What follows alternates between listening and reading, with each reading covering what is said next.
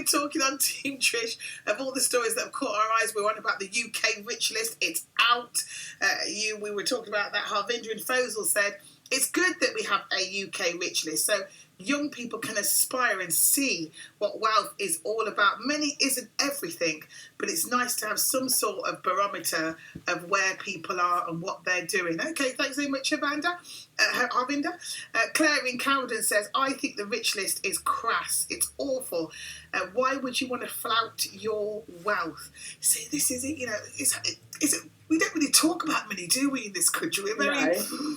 You know, over in the States, they talk about the American dream. Of course, everyone can be rich.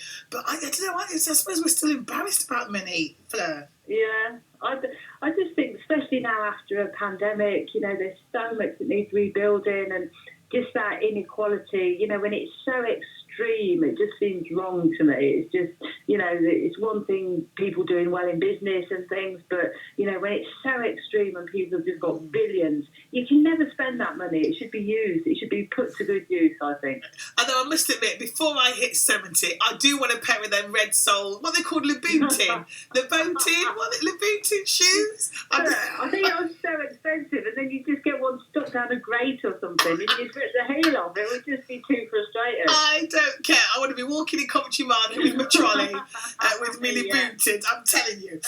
Right, I see you doing it. Work it. We're talking about Eurovision in just a moment, but let's get serious, Fleur Sexton, because travel. As people are trying to book their holidays, there have been more travel news out today. Spain has said, come on in, tourists from the UK from Monday. But Boris Johnson is still advising us not to go on holiday there because Spain is not on the green list. Travel is rapidly changing at the moment. How do these rule changes make you feel, Fleur, as a businesswoman?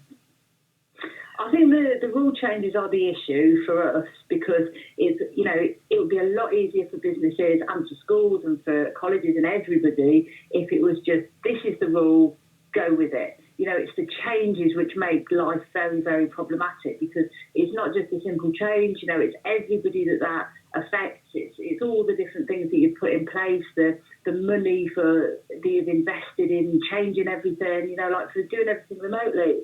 It didn't just happen. It was a huge investment to actually get all the systems and all the issues with digital poverty. You know, we had to lend out loads and loads of laptops, 3,500 laptops we've lent out during the pandemic. And, the changes make it very difficult. It's a lot easier to have a decision and then just run with it. So I think it's the changes that people struggle with, definitely. They just need to know a rule and stick with it. Well, Naira says at the end of the day, if Spain is saying we can come in and it's not illegal to do so, why should people be penalised, particularly if they've had their vaccinations and they test negative? I suppose that's the problem, isn't it? You know, Spain is not on it is not on the green list, but it's not illegal to go there, and people are desperate for sun. But you've got to take the advice, and you've got to take the government advice, don't you?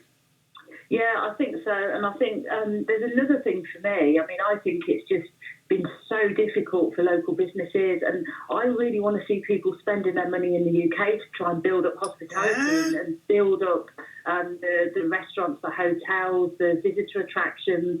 I'm going to be spending my money in the UK this year and actually trying to build up local places that we love, because without us supporting them, they're not going to last.